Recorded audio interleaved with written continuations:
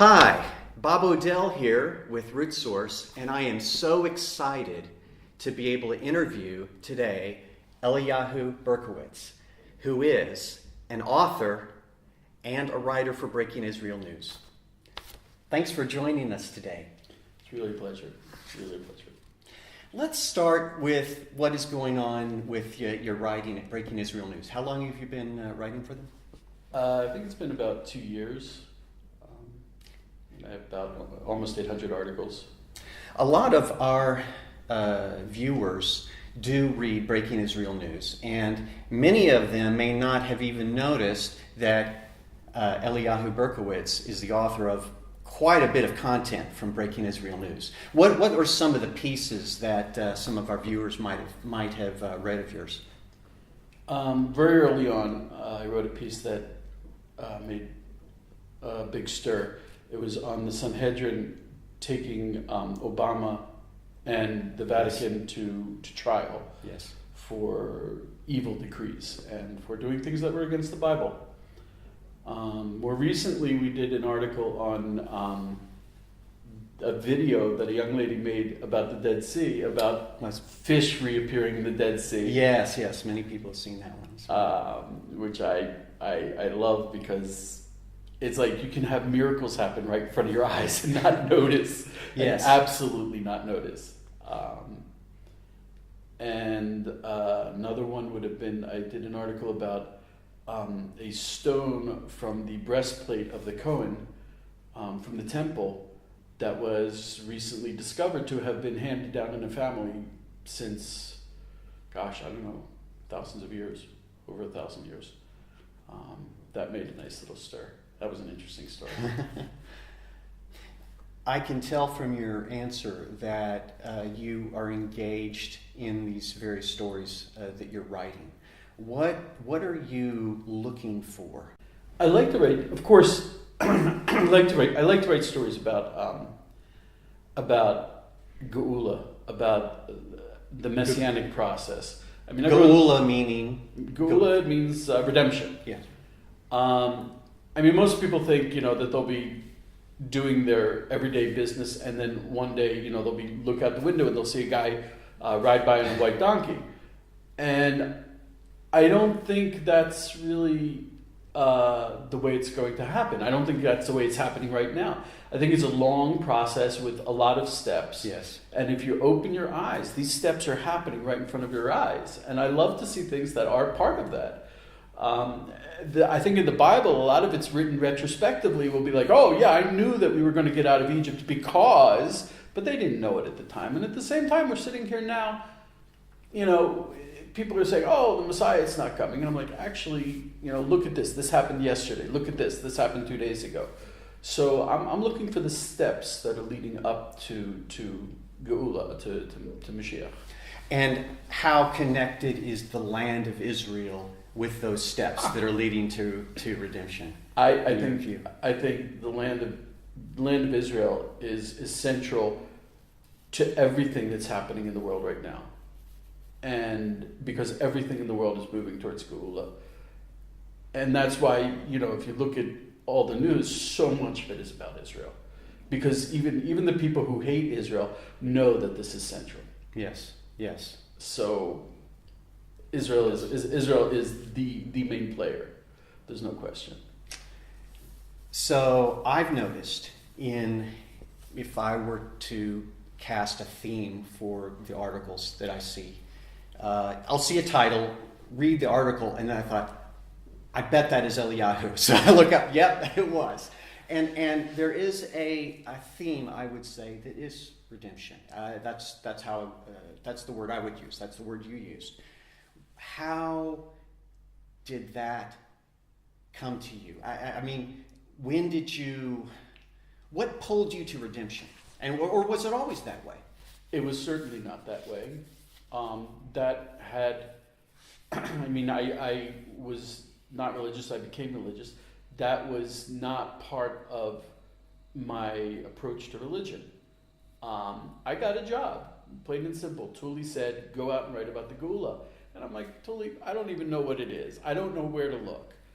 But once I started looking, I found these things that, as a skeptic, I couldn't say no to. I absolutely could not say no to. The Sanhedrin, I started speaking to these guys, and I'm like, wow, this is really the Sanhedrin like they had back in the days of the temple. I see things, I say every day I have to go out and find something happening about Mashiach. And people are like, oh, come on, Mashiach either comes or doesn't, nothing's happening. And that's not true. Things are happening every single day. And for me, it was a real education and a process of discovery. And undeniably, I have intellectually, experientially arrived at the conclusion that Mashiach is happening. It's moving along. And you're either on the bus or you're off the bus. And there are a lot of even religious people who are off the bus and are not part of this process and aren't even aware of it. Now, sort of by culture, if I could use that term with regard to Christians, there's a lot of interest in the Messiah. And you realize that many of your readers, if not most, are Christians. How does that affect, or does it affect your writing at all? It certainly affects my writing. I've learned that, first of all, because of who I am, and also because of its effectiveness, I don't change anything for the Christian readers. Personally, I can't. I'm lousy at schmoozing. I can't schmooze people. I can't act like anything. I'm not. I'm not like that. I am what I am.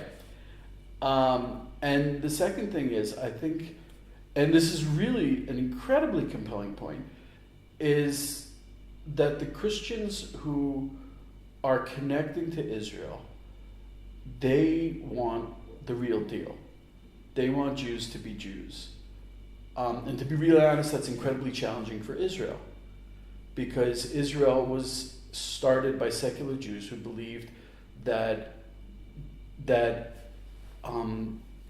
difficulties between Judaism and Christianity were because of the Torah. And that was accurate. That was really accurate, but that was outside of Israel. Now that Israel is established, that the Torah is actually why the Christians are coming to us. And the secular Jews look at that, and that does not connect with their reality. They're used to Christians hating us because of the Torah. So I try to be as authentically me, as authentically Jewish in the land of Israel as I can. And that works very nicely. So I think that's how I connect to the Christian readers. That comes through. I'll have to give you that feedback. You express the stories in the way that you see them, but there is an authenticity to it. So anyway, I get what you're saying. I mean, there are rough spots. There are between me as a religious Jew and Christians. There are things we don't connect on. I mean, like I listen to Christians when they start quoting prophets, and I'm like, how do you do that? I wish I could. Well, you don't mean the prophets of the Tanakh. You mean no, I mean prophets of the Tanakh. Oh, yes. When Christians start I'll say something and I'll be like, oh, Ezekiel 38. And I'll be like, is there an Ezekiel 38? I don't even know if there's an Ezekiel 38. No, wait. On all your articles, you've got a scripture that ties the article together. Oh, yeah. Aren't they? You want to know the truth? I find those scriptures on Christian sites. I'll type in a search for a topic, and the Christian sites. The Christians are very into the prophets, much more than Jews are. It's a big. I think it's a deficiency in Judaism. There's certain things we study. So that's one thing that I turn to the Christians for. Well, that's fascinating, and I want to talk to you about some of your own story. And of course, we want to go forward and talk about the book as well. But before we leave the topic of Breaking Israel News, I just want to ask you, we're in the season right now of the inauguration of Trump. Do you have any comments? Do you have any predictions of what he's going to do? Well, there's I don't think Trump knows what he's going to do.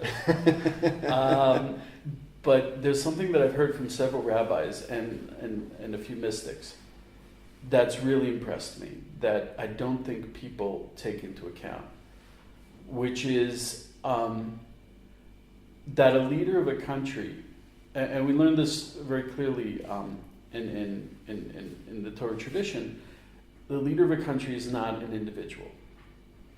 How so? He's the leader of a country. The king is a conduit, and there's energies and going from the people up to God, and from God down to the people. And something I've heard from several rabbis and mystics is that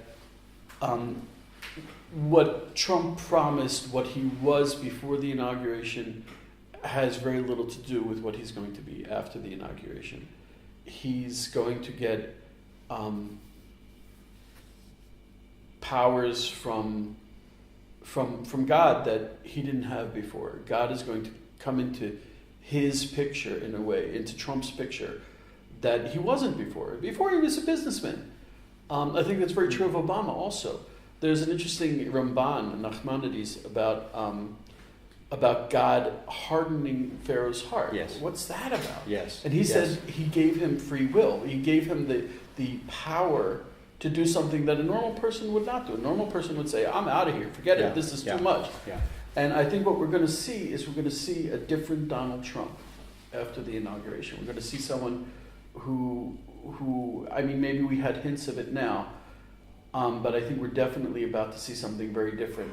And what's amazing is I see Israel against the 70 nations. And it's like they do these things sometimes. And it's like, if you even read the Bible once, you got to realize you're playing right into the story. Yeah. 70 nations. It's written explicitly in the Bible. And you are picking that side of the 70 nations. Yeah. Come on, Yeah. dude. Yeah. And it's Israel and Trump against the 70 nations. And to be honest, we got it covered. It's not a problem, because I think God has it covered. I mean, and if you just say Donald Trump, okay, maybe not, but it's not. It's Donald Trump as president of the United States.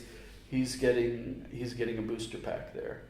So that is completely consistent with the Christian view, by the way. A Is it? mantle of authority, a mantle of leadership comes upon leaders. It is something that God places there. It's almost like go to England, and then when the king or queen goes through coronation, they get a special anointing, and at that point, they are declared to be connected to God and over the people, having responsibility.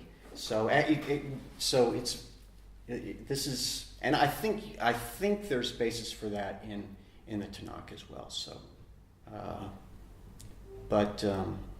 yeah. And that's so funny that like a secular society, the secular society, I hate to say liberal left, but basically yes, they kind of deny that. They like took God out of the process. Isn't that interesting? Yeah. Yep, and I'm also thinking of that verse. And it's universal. It's true. And yet, I'm thinking of the verse that says, the heart of the king is a channel, is our waters in the channel of God. Where's so that from? I will have to look it up. We'll mention it in the next segment. Okay. Well, when we come back, we're going to ask Eliyahu about his life, some of his experiences growing up, and you don't want to miss this next segment.